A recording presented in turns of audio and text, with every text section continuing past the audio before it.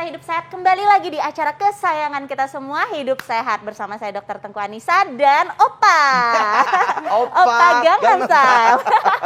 Ya mentang-mentang rambutnya begini ya, ini bukan tua loh, ini style kekini, ya? Kekinian. Oke, baik. Index style. Tadi kita udah lihat cuplikan mengenai makanan dan minuman terkait kolesterol. Waduh, itu tuh harus aku banget sih.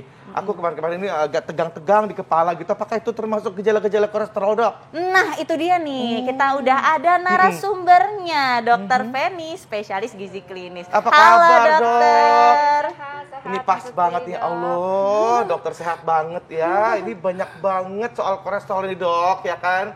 Ini bisa nggak sih diatasi dengan minuman-minuman kayak gitu, Dok? Nah, sebenarnya bisa, tapi memang si minuman-minuman ini bukan sebagai obat, jadi memang membantu, tetapi harus dikonsumsi secara rutin. Oke, ini ada fakta mitosnya ya. Fakta mitos yang pertama adalah teh hijau itu berkhasiat membantu menurunkan kolesterol dibanding teh hitam. Fakta atau mitos tuh, Dok? Itu fakta. Fakta, berarti teh hijau ya. Bagus banget ya. Jadi emang memang perbedaannya apa, Dok? Nah, perbedaan jadi ini berhubungan dengan kandungan antioksidan itu katekin di dalamnya. Nah, jadi sebenarnya antara teh hitam maupun teh hijau ini berasal dari daun teh yang sama. Namanya Camellia sinensis. Nah, tetapi perbedaannya itu dari proses pengolahannya.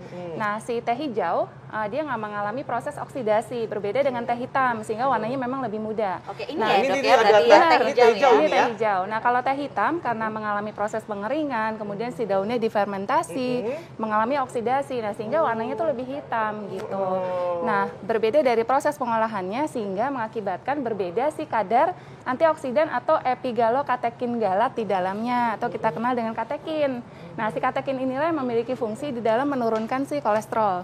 Nah, jadi dibilang karena proses pengolahan, kalau teh hijau karena memang nggak mengalami oksidasi, si kandungan katekinnya itu tinggi. Jadi sekitar 80 hingga 90%. Nah, sedangkan teh hitam karena mengalami oksidasi dia berkurangnya lumayan jauh, jadi sekitar 20 hingga 30%. Nah, si katekin ini dia bisa menghambat penyerapan kolesterol, kemudian dibuang melalui feses, kemudian menghambat pembentukan atau biosintesis dari kolesterol gitu. Sehingga memang dikatakan teh hijau ini memang berkhasiat. Nah, tetapi kelebihan dari teh hitam karena mengalami proses oksidasi, dia dihasilkan namanya teaflavin dengan tearubigin. Apa itu, Dok? Nah, dia keduanya ini bermanfaat untuk menghambat terbentuknya plak di pembuluh darah kita, sehingga mengurangi resiko penyumbatan gitu. Jadi keduanya memang sama-sama sehat, sama-sama memiliki manfaat untuk kesehatan tubuh kita gitu.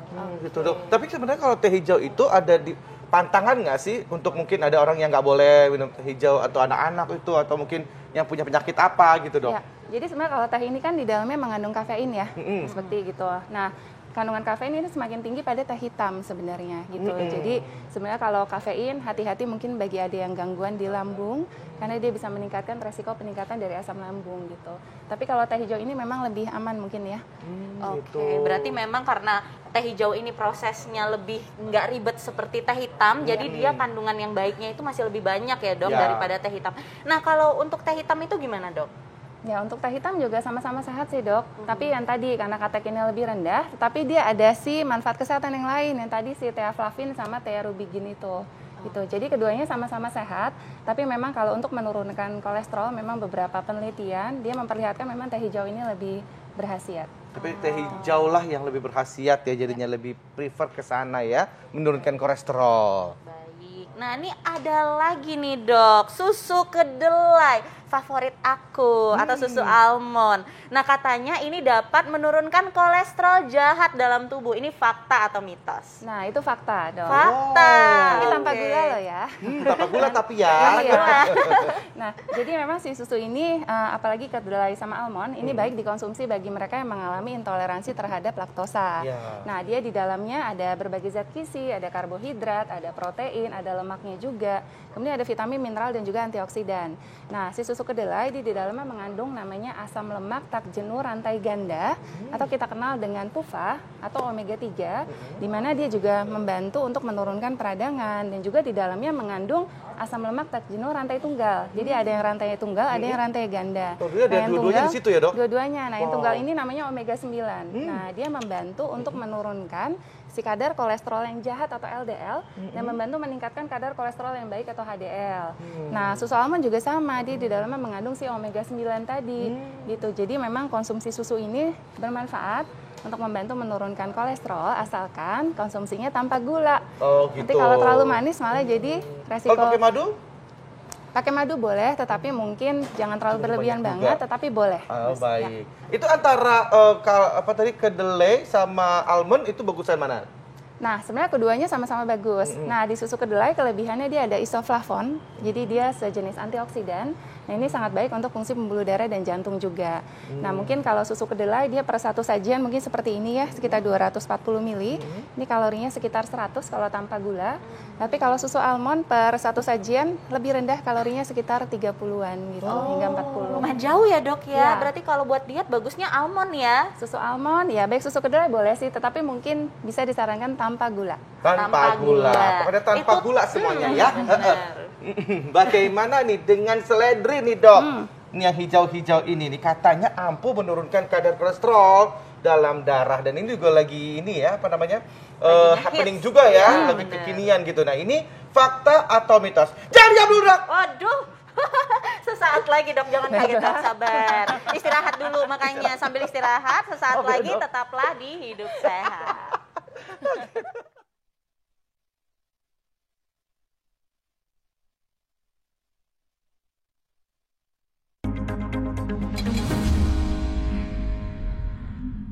Terima kasih Anda masih bersama kami di Hidup Sehat, dan masih bersama dengan Dr. Feni. Kali ini kita akan ngobrolin tadi seputar menurunkan kolesterol dengan minuman-minuman. Ini yang ada di depan wajah kita. Nah, tadi yang saya bikin kaget dokter adalah seledri, Dok. Ini fakta atau mitos? Seledri ini ampuh menurunkan kadar kolesterol. Fakta atau mitos, Dok? Itu fakta. Fakta. Wow. Wow. Kenapa tuh, Dok? Jadi di dalam seledri ini ada kandungan namanya petalit dan apigenin, di mana ini keduanya sangat membantu untuk menurunkan kolesterol. Dia menghambat penyerapan kolesterol. Jadi si kandungan tadi dia mengikat si asam empedu. Si asam empedu ini fungsinya untuk mengikat si kolesterol. Nah, sehingga dia akan terbuang melalui feses, sehingga kadar kolesterolnya bisa turun. Nah, yang kedua, si seledri ini juga mengandung antioksidan, ya flavonoid. Dia juga sangat baik untuk fungsi pembuluh darah dan jantung gitu. Jadi memang beberapa penelitian itu banyak yang memperlihatkan konsumsi seledri secara rutin, balik lagi bukan obat ya. Jadi harus konsumsi rutin dengan jumlah yang sesuai. Nah, saya pernah baca ada beberapa penelitian menjus seledri kayak 4 batang seledri. Ini boleh dijus dicampur dengan sekitar 200 hingga 250 ml air. Konsumsilah setiap hari, ini membantu untuk menurunkan kadar kolesterol gitu. Kalau dicampur dengan nanas, madu gitu, Dok, boleh nggak sih, Dok? Boleh, itu untuk rasa ya. Iya. Karena kalau seledri doang kadang nggak enak rasanya. Benar. Ya, Itu boleh boleh ditambahkan ya. nanas boleh. Tidak akan Madu menghilangkan boleh. Tidak. khasiatnya Ya. ya. Oke, baik, Dok. Oke, baik. Bagaimana dengan buah beri-berian nih dok? Salah satunya jus stroberi atau blueberry. Katanya dapat menurunkan kolesterol. Ini fakta atau mitos? Itu fakta, Dok. Fakta. Oh, fakta ya. Nah, jadi memang si buah-buahan ini di dalamnya mengandung namanya serat larut air. Itu di dalamnya ada pektin. Nah, si serat larut air ini dia berfungsi untuk menghambat atau menurunkan penyerapan dari kolesterol. Di mana kolesterol kemudian akan terbuang melalui feses. Nah, si kandungan serat larut air pada si buah ini tuh tinggi pada buah-buah yang memang bisa dikonsumsi dengan kulitnya. Jadi contohnya seperti stroberi dan juga blueberry. Nah, contoh yang lain mungkin seperti buah apel, kemudian jeruk, kemudian contohnya pir atau buah jambu gitu. Nah, tetapi rekomendasinya konsumsi dari serat larut air untuk dapat menurunkan kadar kolesterol kita itu 5 hingga 10 gram.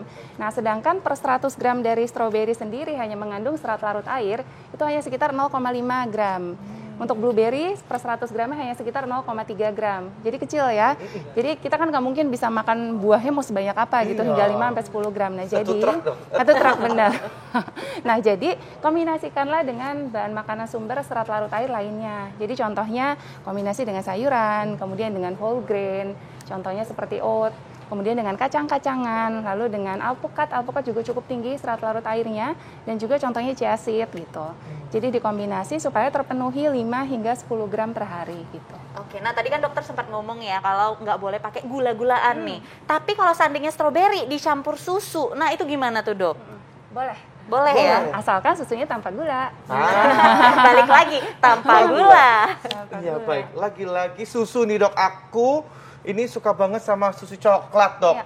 Ini katanya rajin konsumsi coklat itu yang tentunya tanpa gula, itu bisa menjaga kadar kolesterol tuh dok. Fakta atau mitos? Itu fakta, tetapi Oke. di sini adalah dark coklat loh ya. Yang dark coklat iya, ya? Jadi Yang ini dark coklat hitam. ya? Nah, iya, ini ya seperti ini. Jadi ini si konsumsi dari si dark coklat ini, terutama kandungan kakaonya 70 hingga 85%. Oh. Ini memang membantu untuk menurunkan kadar kolesterol. Tapi kan pahit banget dok itu dok.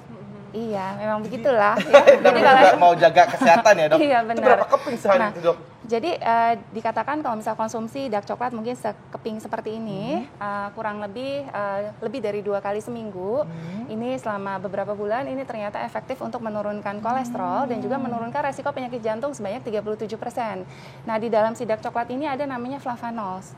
Dia antioksidan, dia bagus sekali untuk membantu menurunkan peradangan, juga membantu untuk menurunkan si penyerapan dari si kolesterol itu gitu. Kalau yang bubuk dok? Yang bubuk Dicampur air aja tuh gimana dok? yang bubuk boleh, tapi asalkan dark coklat ya, seperti jadi bukan tetap aja bubuknya milk dark coklat coklat ya. karena memang efektivitasnya pasti berbeda gitu. Baik. Aduh itu makanya pahit banget kalau ditambahin apa ditambahin manis-manis dikit dok. Mungkin apa itu Mungkin yang bisa lihat ini, Ya. Dokter Nisa sambil makan dark coklat. Ya. Oh ya Allah jadi manis lihat Nisa gitu ya. Aduh, ya Allah. Bisa aja dokter ya. Oke, ada lagi yang katanya bisa untuk mengatasi atau menurunkan kolesterol, dok. Adalah tomat. Nah. Nah, katanya konsumsi tomat ampuh membantu menurunkan kolesterol. Ini fakta atau mitos? Itu pasti fakta. Udah Fakta. pasti fakta. Nah, kenapa? Karena terkait dengan kandungan likopen yang ada di dalam tomat. Oke. Nah, ternyata kandungan likopen ini semakin meningkat ketika kita mengolah tomat. Jadi tomatnya memang harus direbus dulu, Oh, rebus dulu. selama 15 menit mungkin ya, paling lama, jangan terlalu lama. Ternyata kandungan likopennya semakin meningkat. Nah, si likopen ini ternyata dia efektif di dalam menurunkan kolesterol. Dia bisa menghambat kerja enzim, di mana enzim ini namanya HMG-CoA reduktase. Nah, si enzim ini fungsinya untuk sintesis atau pembentukan dari kolesterol, sehingga akan diturunkan atau dihambat sehingga membuat kadar kolesterol kita akan turun gitu. Kalau dilalap doang gitu dok? Dilalap. Nah, kalau misalnya cuma dimakan gitu aja nggak direbus, memang kandungan yang tingginya tuh vitamin C.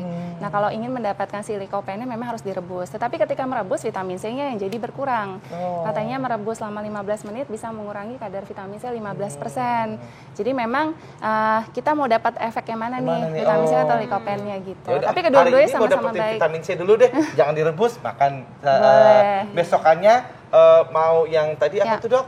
Likopen Likopennya yang tinggi direbus Boleh. ya kan? Nah, ini- dibakar bisa dok? dibakar boleh, tapi jangan lama-lama, jangan sampai gosong. Oke. Jadi si tomat ini saya pernah baca, jadi mungkin mengkonsumsi kurang lebih 300 hingga 350 gram tomat per harinya, itu ternyata efektif untuk dapat menurunkan kadar kolesterol, tetapi dikonsumsinya secara rutin. Oh baik. Ya, nggak hanya sekali-sekali Iya itu nggak nggak salah. bisa. Dia rutin, harus rutin untuk bisa menurunkan kadar kolesterol. Nah, oke dok. Berarti minuman-minuman yang ada di depan kita ini terbukti ampuh ya dok, Iya, benar untuk menurunkan kadar kolesterol. Tapi saya kepo nih dok, urutannya kira-kira yang paling ampuh itu yang mana gitu dok? Bingung jawabnya ya. Jadi sebenarnya Apa kalau semuanya atau gimana kalau dok? makanan ini semua yang tadi kita sebutkan, kita paparkan memang membantu untuk menurunkan. Kalau dibilang paling ampuh, sebenarnya kalau makanan ini tidak serta-merta ketika kita konsumsi langsung kadar kolesterol turun, itu enggak. Jadi memang harus dibutuhkan konsumsinya secara rutin Iya. dengan jumlah yang sesuai untuk membantu menurunkan kolesterol. Jadi bukan sebagai obat. Ya, Jadi betul. kesemuanya ini sama-sama baiknya gitu. Oke. Sama-sama baiknya. Berarti semuanya dikonsumsi secara teratur bergantian supaya nggak bosen ya dok ya, sehingga kolesterol kita terjaga. Iya. Nah, yang saya tahu nih kalau kolesterol tinggi itu kan bisa menyebabkan stroke ya. Ya nggak sih? Aduh, itu serem banget ya Allah. Makanya nanti kita akan bahas soal stroke ya. Bener banget. Sesaat lagi tetap di Hidup Sehat.